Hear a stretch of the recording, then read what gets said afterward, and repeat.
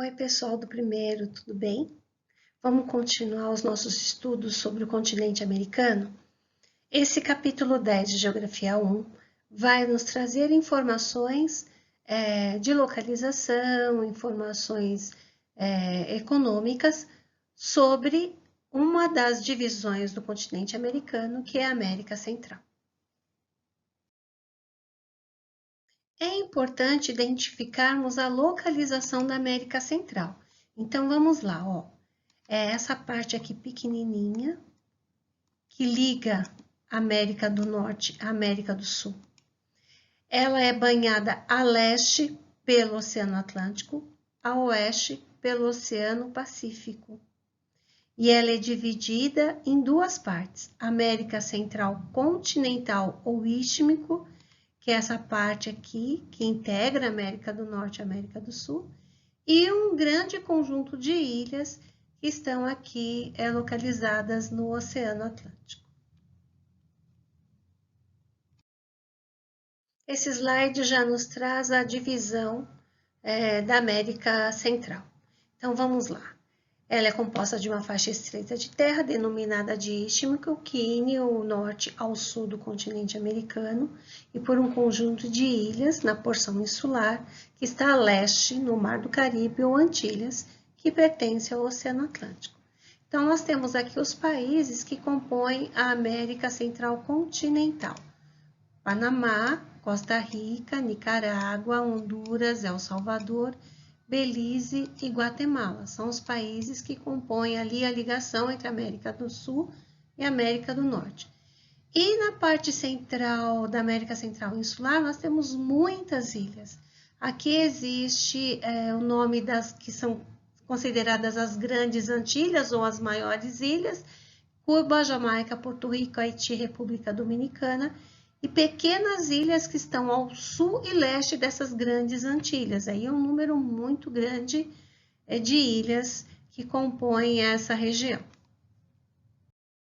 E aqui tem um mapa apresentando, de uma questão assim mais visual, a América Central continental, ó, Panamá, e vai até Guatemala e Belize, aqui, né, que é vizinho do México. O México não faz parte da América Central, é sempre bom lembrar isso. O México faz parte da América do Norte, numa divisão física, só que o México, numa divisão econômica e histórica, faz parte da América Latina, porque também foi um país colonizado aí por espanhóis, como a maioria dos países da América Central e os países da América do Sul. E aqui apresentando para vocês as grandes ilhas, né? Haiti, República Dominicana, Jamaica e Cuba, e as pequenas Antilhas, né? Que aqui tem só um exemplo de algumas, mas existem muitas, muitas mais. As caracterizações gerais desta parte do continente americano, nós temos a maioria dos países, é um grande número de países de pequena dimensão, nós vimos ali nos slides anteriores com a apresentação dos mapas. Grande dependência econômica, todos são países subdesenvolvidos, todos, com sua economia baseada na exportação de produtos agrícolas, de produtos de extração mineral, e muitos ali, pela localização geográfica, tem a questão do turismo também, que favorece. Instabilidade política, tem problemas como corrupção, tem problemas como Cuba, não vamos falar que são problemas, são questões como Cuba, que é um país totalmente ditador. Também foi conhecido e muitas vezes ainda é utilizado com esse termo quintal dos Estados Unidos, porque os Estados Unidos têm muitas ilhas ali que são de sua possessão, e se não são de sua possessão, são países ali independentes, mas que por uma questão geopolítica, né, de estratégia econômica, inclusive, os Estados Unidos aí mantêm uma ligação muito direta na questão de controle, de localização, de empréstimos econômicos, a fim de utilizar os recursos naturais que essas ilhas oferecem. Designado ironicamente como República das Bananas, porque está numa região equatorial, de clima quente e úmido, e prolifera ali a produção de bananas e a exportação desse produto também é bastante grande. Apesar de serem ilhas pequenas, existe bastante concentração fundiária. O que é a concentração fundiária? A maioria das terras concentrada na mão de poucas pessoas e tem esse conhecimento também que existem muitas empresas estadunidenses que são proprietárias de grandes parcelas de terras desse território aí, dessa região. Existem vários problemas sociais como fome, analfabetismo, enormes desigualdades. A gente tem o Haiti, que faz parte dessa sub-região, que é considerado um dos países mais pobres do mundo.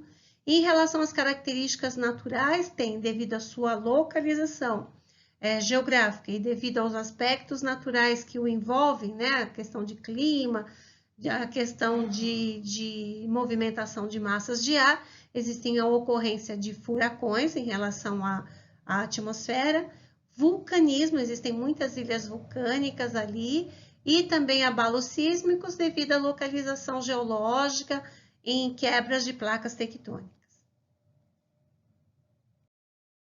A gente vai falar um pouquinho aqui mais da América Central Continental. Coloquei novamente um mapa aqui para demonstrar para vocês os países, o Panamá aqui, que é a ligação da América do Sul, né, vizinho aqui da Colômbia e da Venezuela, Costa Rica, Nicarágua, Honduras, Guatemala e Belize, que são vizinhos do México.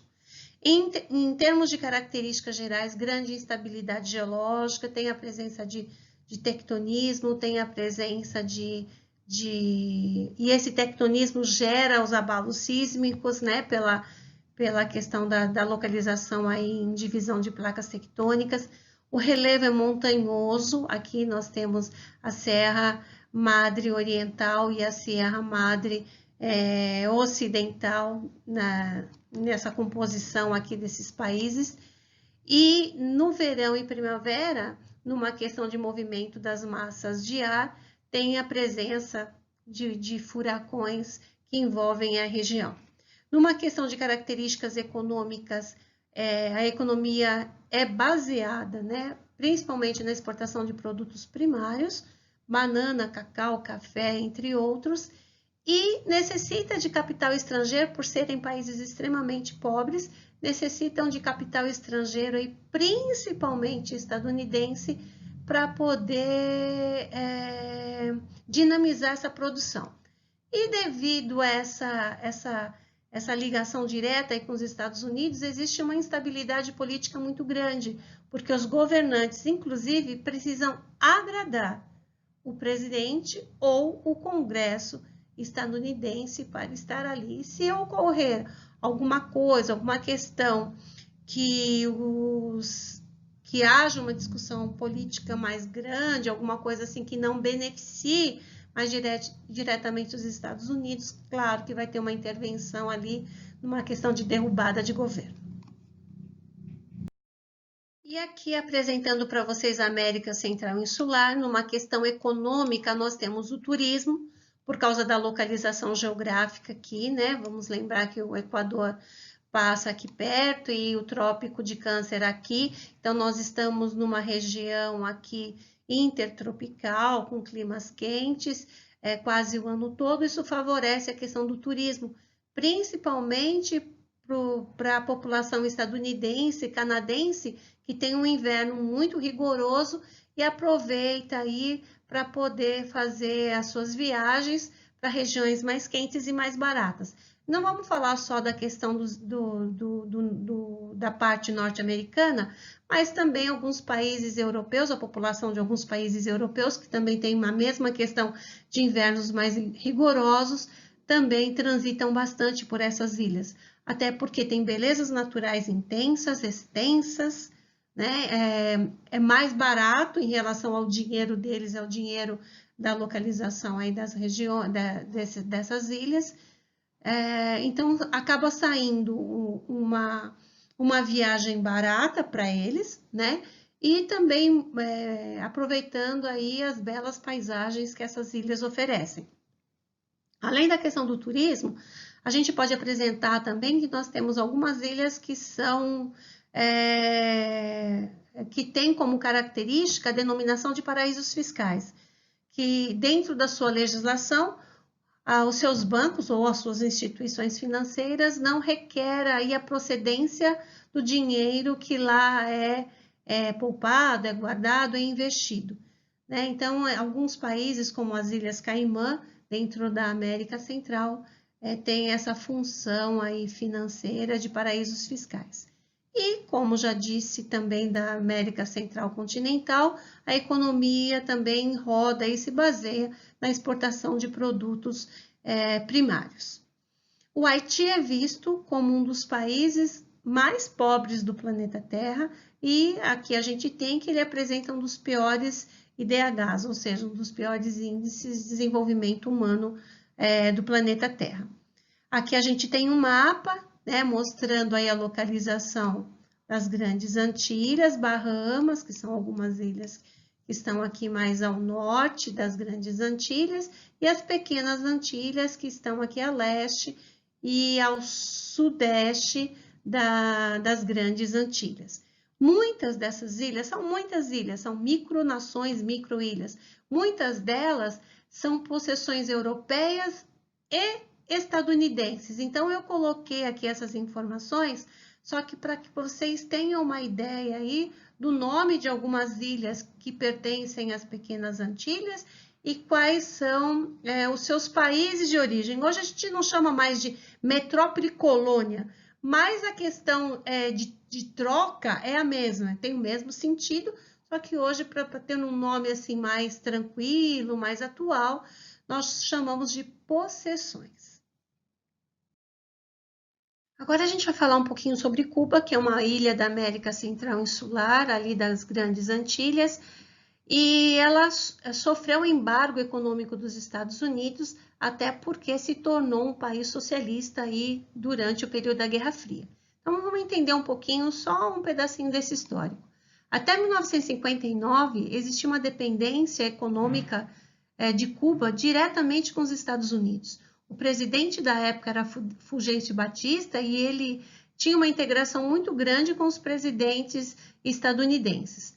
Só que em 1959, no dia 1º de janeiro de 1959, ano novo, houve um movimento revolucionário ali, comandado por dois grandes oficiais ali, o Fidel Castro e o Ernesto Che Guevara, que derrubou aí a ditadura de Fulgêncio Batista e em 1961, 2 anos após, esse país se tornou oficialmente socialista. Com isso, os Estados Unidos, muito fulo da vida, acabou, na verdade, decretando aí um embargo econômico, ou seja, tanto os Estados Unidos como os países do continente americano não fariam mais nenhum tipo de transação econômica com Cuba. E a partir daí, Cuba ficou totalmente dependente da União das Repúblicas Socialistas Soviéticas na época.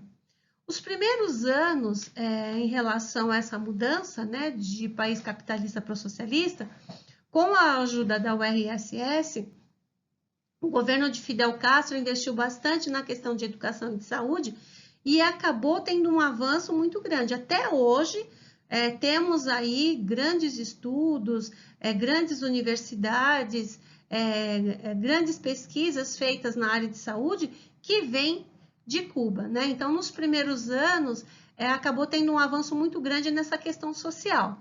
Só que quando houve o fim da URSS, ou seja, o fim da Guerra Fria, essa ligação direta com esse país, né, com esse conjunto de países, acabou.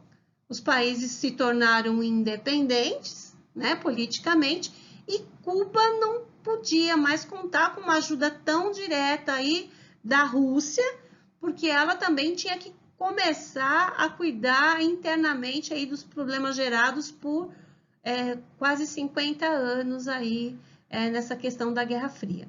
Só que mesmo com o final do socialismo, né, numa questão econômica, os Estados Unidos não voltou atrás quanto à questão do bloqueio econômico. Então, Cuba continuou tendo esse bloqueio econômico.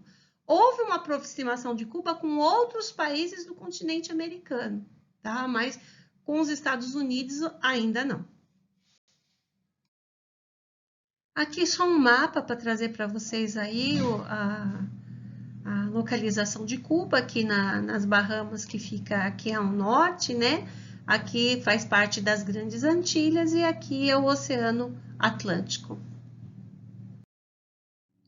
Cuba, após a Guerra Fria, o governo, né, o Fidel Castro, na época, teve que buscar novas estratégias para que o seu desenvolvimento econômico começasse novamente a crescer. E uma das questões foi abrir o território cubano para o turismo. Cuba, mais uma vez, uma ilha da América Central, ali alicerçada por um clima que predomina aí temperaturas elevadas o ano todo, paisagens lindas na questão, inclusive, das praias e assim vai. E essa possibilidade acabou sendo aí uma saída para que houvesse um movimento, né, uma ingestão de dinheiro dentro do país. Só que aí a população em si acabou sendo dividida em duas partes. Uma das partes é a população totalmente dependente ainda da realidade socialista e que não tinha acesso à questão do turismo. E a outra parte da população que já teve acesso aí à questão de hotéis, à questão de pousadas, à questão de restaurantes, à questão de lojas aí para vender lembranças, seja o que for, toda essa questão voltada para o turismo, e essa pequena parte da população que conseguiu aí investir nessa questão turística, acabou melhorando a sua qualidade de vida em termos econômicos, porque as pessoas que vão para a ilha, muitos por curiosidade de saber como que é essa ilha, que ficou fechada durante tanto tempo no período da Guerra Fria, né, como a URSS e os outros países. Então, essa parte da população que teve acesso a esse setor terciário voltado para o turismo, teve aí a questão de ganhos em euros, em dólares, aumentando aí, melhorando a sua qualidade de vida. Numa questão política, Fidel Castro ficou muito doente em 2008 e faleceu em 2016. E, por ser ainda um país ditador, não houve nenhuma questão vamos pedir para a população aí, vamos ter uma eleição para um novo presidente, alguma coisa assim? Não. Quem assumiu foi o Raul Castro, que já estava no governo quando o Fidel já estava muito doente, acamado. O Raul Castro já tinha tomado posse ali no lugar do seu irmão e ele assumiu o poder lá em 2016 e está no poder até hoje. O Raul Castro propôs, né, e fez algumas modificações internas na questão econômica, deu abertura aí para algumas empresas privadas poderem ser abertas dentro do seu território, e aí houve uma redução de funcionários públicos, porque dentro do socialismo todas as empresas eram estatais, e continua sendo a maioria, tá? Ainda dentro de Cuba.